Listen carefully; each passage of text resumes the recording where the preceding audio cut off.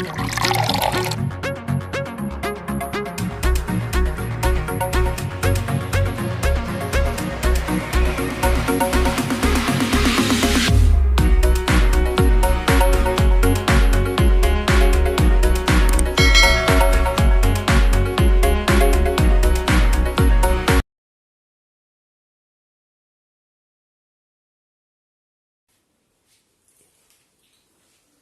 Student, my self Anil Kushwaha, PGT chemistry. मैं आज आपके लिए क्लास 11th का एक नया टॉपिक लेकर आया हूँ, स्टाइक्योमेट्रिक।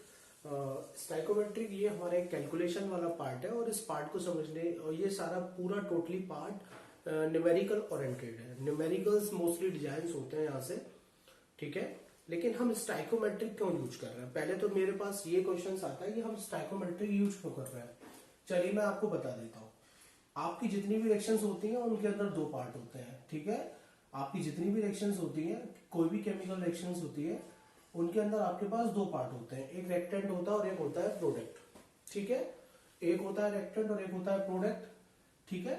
ये बात तो समझ में आती होगी। रिएक्टेंट जो प्रोडक्ट होते हैं वो सॉल्यूशंस की फॉर्म में होते हैं, और सॉल्यूशंस की फॉर्म में जो होते हैं तो आप मास भी होता है उनका, कुछ वॉल्यूम भी होता है। तो हम मास और वॉल्यूम की अमाउंट को कैलकुलेट करने के लिए स्टाइक्योमेट्रिक वाला टर्म यूज करते हैं। ये कैलकुलेशन वाला पार्ट है हमारा, ठीक है।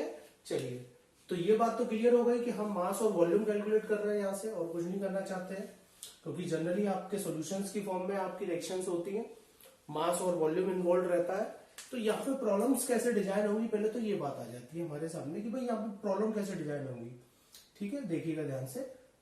मान लीजिएगा कोई रिएक्शन आपसे पास हो रही है, A plus B, C plus D. ध्यान से देखेंगे, ये ऑल पार्ट है रिएक्टेंट, ये ऑल पार्ट है प्रोडक्ट, ठीक है। चलिए, होगा क्या कि वो कहेगा भाई मैं रिएक्टेंट ए का अमाउंट आपको बता रहा हूं, मैं प्रोडक्ट सी का अमाउंट आपको बता रहा हूं, तो मुझे डी का अमाउंट बता दो कि डी का अमाउंट कितना मिलेगा।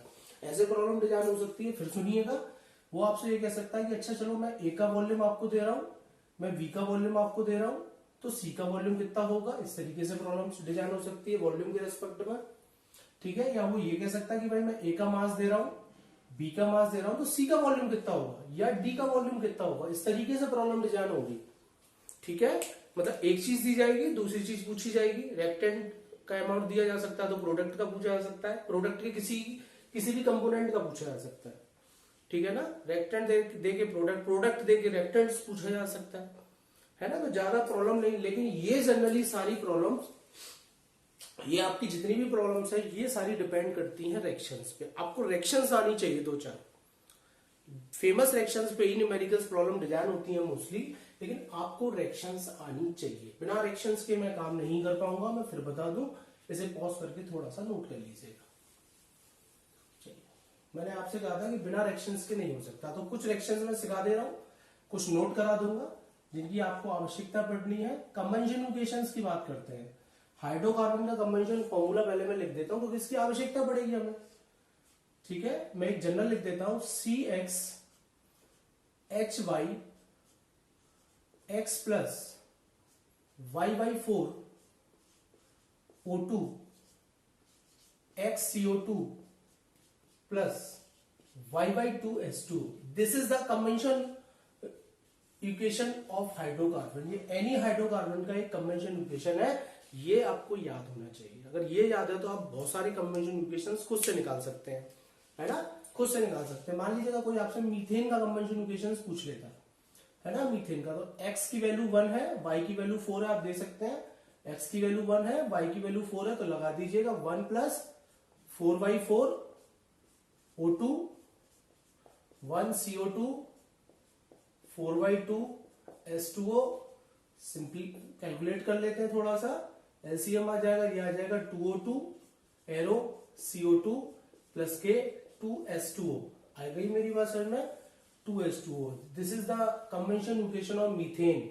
आपको याद करने की आवश्यकता नहीं है, आप बस एक कंबंशन इक्वेशन मेरी याद रखिए। जनरल आप किसी की भी निकाल सकते हैं, आप C2H6 की निकाल सकते हैं खुद से, आप बेंजीन की निकाल सकते हैं खुद से, है ना। आप किसी की भी निकाल सकते हैं, बस x की वैल्यू 2 लगाइए, y की वैल्यू 6 लगाइए, x की वैल्यू 6, y की वैल्यू 6 लगाइए, है ना। बस इसी मेरे जनरल कन्वेंशन इक्वेशंस के एक्सप्रेशन में एक्स और वाई की वैल्यू लगाइए, आपके पास आपकी इक्वेशंस आ जाएंगी, आपको याद नहीं करना पड़ेगा। ठीक है, नोट इट। चलिए पॉज करके नोट कर लीजिएगा, यार करिएगा, प्रैक्टिस करिएगा, सबकी निकाल सकते हैं। C2H6, C6H6, C2H4 है ना, C2H2, ठीक है, इन सब की आप कन्वेंशन इक्वेशंस प्रैक्टिस कर लीजिएगा।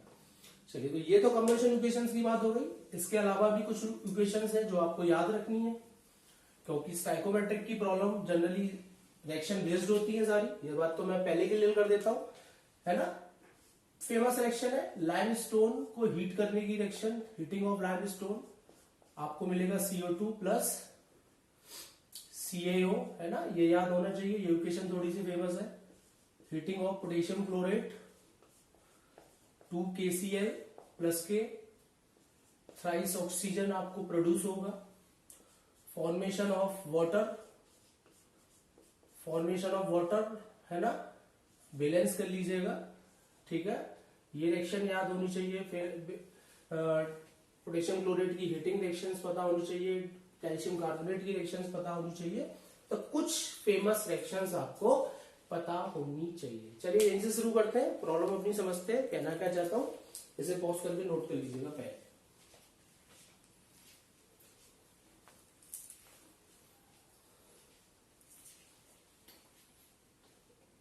चलिए हटा देते हैं,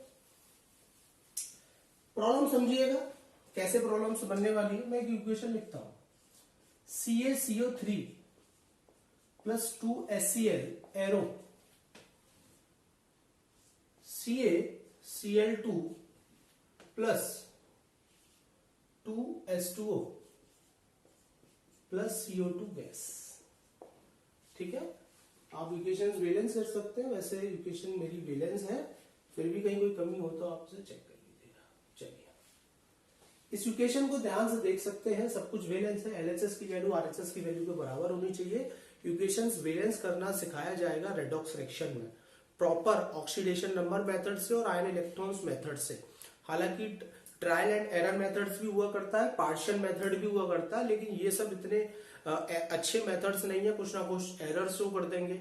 सबसे बेस्ट मेथड हमारा ऑक्सीडेशन नंबर मेथड और आयन इलेक्ट्रॉन मेथड है, और वो हम लोग सीखेंगे वॉल्यूम 2 NCERT रेडॉक्स रिएक्शन में एक चैप्टर है हमारा, वहां पे जाके सीखेंगे। यहाँ पे नहीं, यहाँ पे इतनी आवश्यकता भी नहीं है। हिट एंड ट्रायल मेथड बड़ा सिंपल होता है, लेफ्ट की वैल्यू RHS की वैल्यू के बराबर होनी चाहिए आपकी, है ना, सिंपल तरीका है और उतना परेशान ना हो। चलिए ध्यान से देखिएगा मैं क्या कह रहा हूं, ध्यान से देखिएगा, मैं बोल कह रहा हूं, बस यही सीखना है।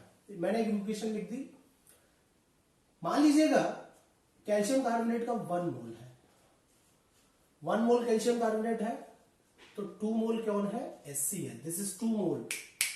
ठीक है, 1 मोल कैल्शियम क्लोराइड, ठीक है, 1 मोल कैल्शियम क्लोराइड, 1 मोल वाटर और 1 मोल CO2, 1 मोल CO2। क्वेश्चंस बनाते हैं, छोटे छोटे क्वेश्चंस बनाते हैं कि 1 मोल कैल्शियम कार्बोनेट, 1 मोल कैल्शियम कार्बोनेट, फॉर्मूला राइटिंग करने, फॉर्मूले बोलने सब सिखाया मैंने अपने प्रीवियस वीडियो में। फर्स्ट वीडियो मेरा यही बनाया था मैंने। 1 मोल कैल्शियम कार्बोनेट रिएक्ट करता है 2 मोल HCl से। देखिएगा 1 मोल कैल्शियम कार्बोनेट रिएक्ट करता है 2 मोल HCl से, ये पूरा का पूरा रेक्टेंड वाला पार्ट है। और आफ्टर रिएक्शन आपको वो क्या देता है, 1 मोल कैल्शियम क्लोराइड, 1 मोल वाटर, 1 मोल CO2। क्लियर है ना, 1 मोल 2 मोल HCl से रिएक्ट करके क्या क्या देता है, 1 मोल CaCl2, 1 मोल H2O, 1 मोल CO2। चलिए फिर सुनिएगा, आप इसका मोलर मास निकाल लीजिएगा। कैल्शियम का 40 होता है, ये भी सब सिखाया हमने आपको। कार्बन का 12, ऑक्सीजन का 16 लगेगा, ये आ जाएगा 100 ग्राम आ जाएगा ये। ठीक है, ये आ जाएगा 73 ग्राम, ये आ जाएगा लगभग आपका 101 ग्राम। वाटर का तो आप जानते ही हैं 18 ग्राम होगा, और इसका होगा 44 ग्राम। शुरू हो जाइए। अब मास के रेस्पेक्ट में बातें करते हैं। 100 ग्राम कैल्शियम कार्बोनेट रिएक्ट करता है 73 ग्राम HCl से। 100 ग्राम कैल्शियम कार्बोनेट रिएक्ट करता है 73 ग्राम HCl से। आफ्टर रिएक्शन हमें मिलता है 101 ग्राम कैल्शियम क्लोराइड, 18 ग्राम प्रोड्यूस होता है वाटर और 44 ग्राम प्रोड्यूस होता है क्या CO2 गैस। अब मैं इसी चीज को वॉल्यूम में भी कन्वर्ट कर सकता हूं। ये 1 वॉल्यूम है, ये कितना दे रहा है 2 वॉल्यूम, ये कितना दे रहा है 1 वॉल्यूम, ये कितना दे रहा है 1 वॉल्यूम और ये भी कितना दे रहा है 1 वॉल्यूम। अच्छा एक बात और बता दूं, आपकी CO2 गैस रिलीज हो रही है, 1 मोल CO2 गैस रिलीज हो रही है और 1 मोल CO2 गैस STP पर 22.4 लीटर वॉल्यूम ऑक्यूपाई करती है। मतलब इस रिएक्शंस में CO2 आपकी जो है वो 22.4 लीटर वॉल्यूम ऑक्यूपाई करेगी एट STP लाइक NTP। इसे नोट कर लीजिएगा। अभी मैं फिर लिखूंगा, अभी एक और लिखता हूं, ये लिख दिया। मीथेन का हमने लिखा था 2O2 कंवेंशन इक्वेशन था, CO2 और प्लस के 2S2O। चलिए शुरू करते हैं। पहले मोल की बात करें। This is 1 mole, good. This is 2 mole, 1 mole CO2 आ गया, 2 मोल वाटर आ गया, ठीक है। मास के टर्म में ले आते हैं, मीथेन का 16 होता है, ये कितना हो जाएगा 64 हो जाएगा। ऑक्सीजन का 16, 16 दूनी 32, कितने हैं 2 दूनी 4, 4 है, ठीक है। ये 16, ये 64, ये 44 और ये 36, ये 36 आ गया। अमाउंट ले आए हम पकड़कर। देखो एक क्वेश्चन एनसीईआरटी में यहीं से पूछा गया है, यहीं से क्वेश्चन पूछा गया है कि 16 ग्राम मीथेन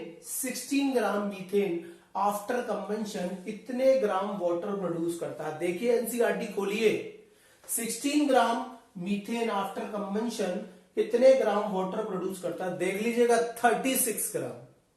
36 ग्राम क्या 36 ग्राम वाटर प्रोड्यूस करता है। वो ऐसे पूछ सकता था, क्वेश्चन घुमा सकता था कि 16 ग्राम मीथेन से 16 ग्राम मीथेन 64 ऑक्सीजन से रिएक्ट करके कितने ग्राम CO2 प्रोड्यूस करता है। आप देख सकते हैं 44 ग्राम CO2 आता है, 44 ग्राम CO2 आता है। क्वेश्चन ऐसे भी हो सकता था 16 ग्राम मीथेन आफ्टर डिकम्पोजिशन कितने ग्राम CO2 देता है। Got it, okay. आपसे यह भी पूछ सकता था कि भाई 1 मोल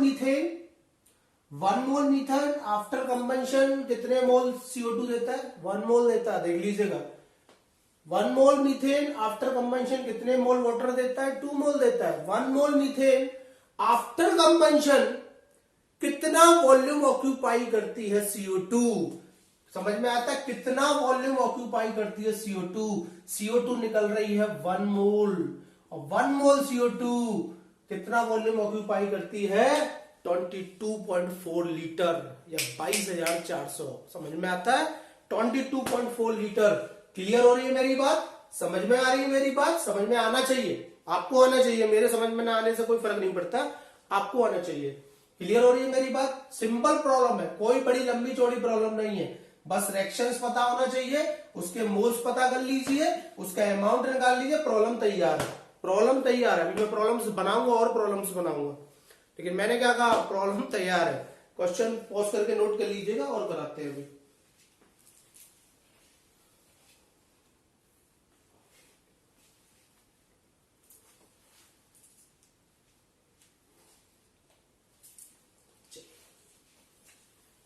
तो ये क्वेश्चन तो एनसीईआरटी का था, ये वाला आप देख सकते हैं अपनी एनसीईआरटी को आज खोल के, ठीक है। चलिए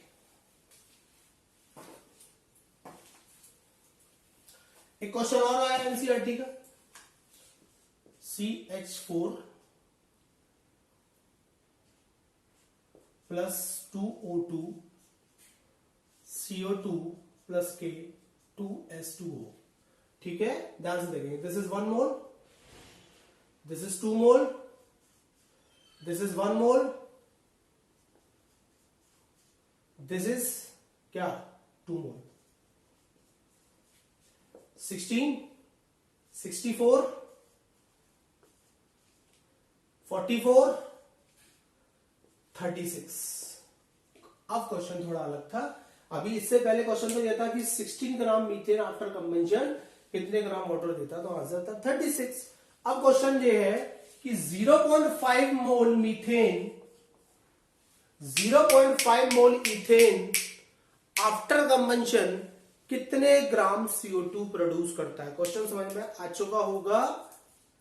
0.5 मोल मीथेन कितने ग्राम CO2 प्रोड्यूस करता है। आप न्यूमेरिकली नहीं करें, आप इसे थ्योरेटिकली कर सकते हैं। देखें कैसे कर सकते हैं, देखें 1 मोल मीथेन आपको देता है 44, 1 मोल मीथेन आपको देता है 44 CO2, तो मेरे भैया आधे कर लो, आधा कर लो तो कितना देगा 22 ग्राम CO2। 0.5 मोल से कितनी मिलेगी, 22 ग्राम CO2 मिलेगी। ठीक है, पॉज करके नोट कर लीजिए। ये भी एनसीईआरटी की आपकी प्रॉब्लम थी, सिंपल प्रॉब्लम थी, नोट कर लीजिएगा जरा।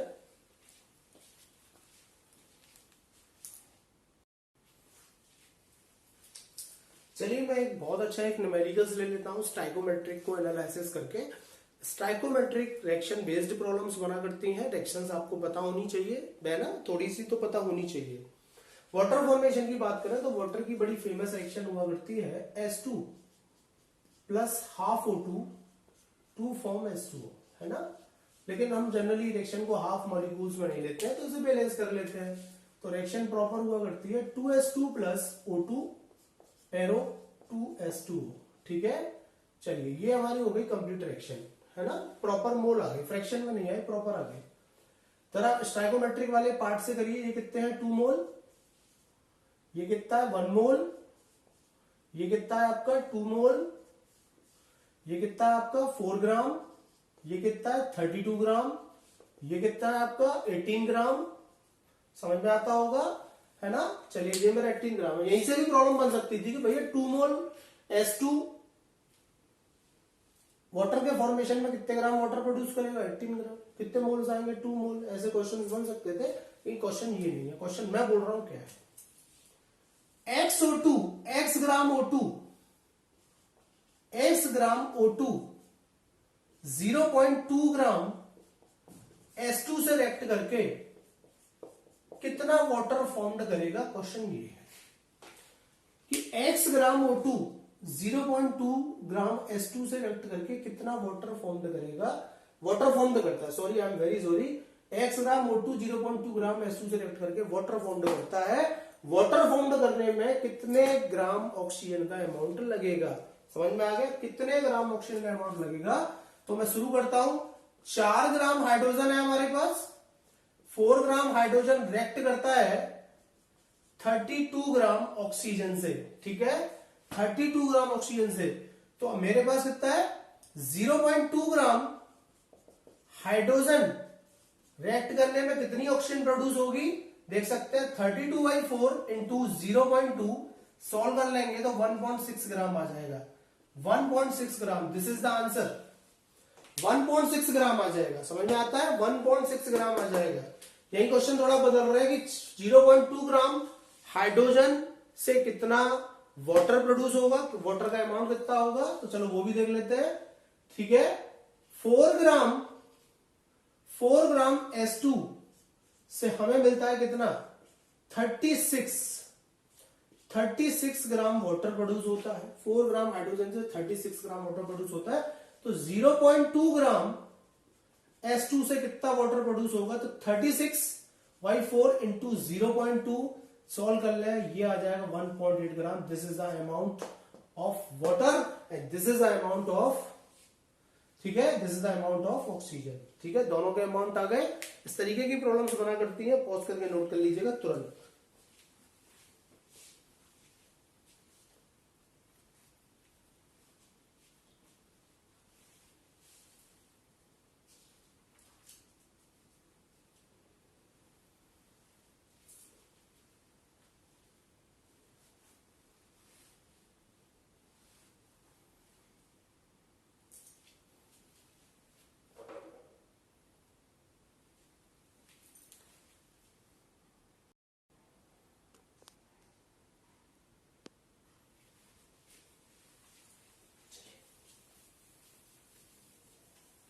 एक और प्रॉब्लम ले लेते हैं आपके लिए।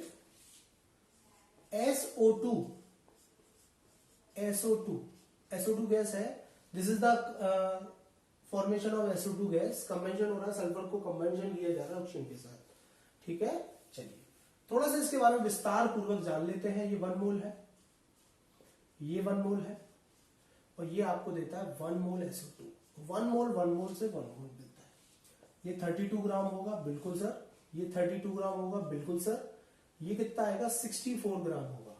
आपको मालूम है 1 मोल गैस एट STP पर 22.4 लीटर गैस रिलीज करती है या ऑक्यूपाई करती है। तो मैं कह सकता हूं कि 1 मोल सल्फर को कंबेंशन करने पर आपको 22.4 लीटर गैस रिलीज होती है SO2। ठीक है, क्वेश्चन क्या है मैं बता दूं कि जब 1 मोल से 32.4 लीटर वॉल्यूम रिलीज होता है, मतलब मैं ये भी कह सकता था अपना सेंटेंस बदल के कि 32 ग्राम सल्फर से 22.4 लीटर वॉल्यूम रिलीज होता है SO2 का। ठीक है, वॉल्यूम ऑक्यूपाई करती है SO2। वो कह रहा है कि 10 लीटर SO2 को फॉर्म्ड करने में कितना अमाउंट सल्फर का चाहिए, हमसे तो वो ये पूछ रहा है।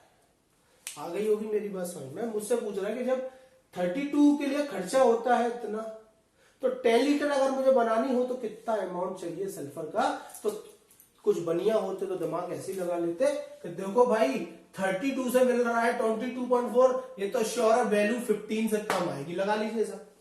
ये तो कम है कि सल्फर का अमाउंट 10 लीटर के लिए कितना 15 से कम चाहिए होगा, 15 से कम होना चाहिए, लगा लीजिए। आप हिसाब खुद लगा सकते हैं, है ना। 22 मिल रहा है 32 से, तो 10 कितना मिलेगा। पर हमें ये भाई प्रॉपर करना है, तो शुरू करते हैं। हम लिखेंगे भैया 22.4 लीटर SO2 फॉर्म्ड होती है किससे, 32 ग्राम सल्फर से।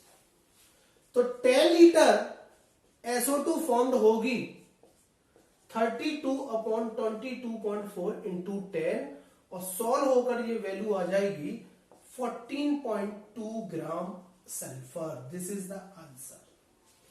ठीक है, दिस इज द आंसर। इस तरीके से प्रॉब्लम्स कर सकते हैं। अगर समझ में आया हो तो और लोगों को भी बताएं। आज के लिए इतना ही।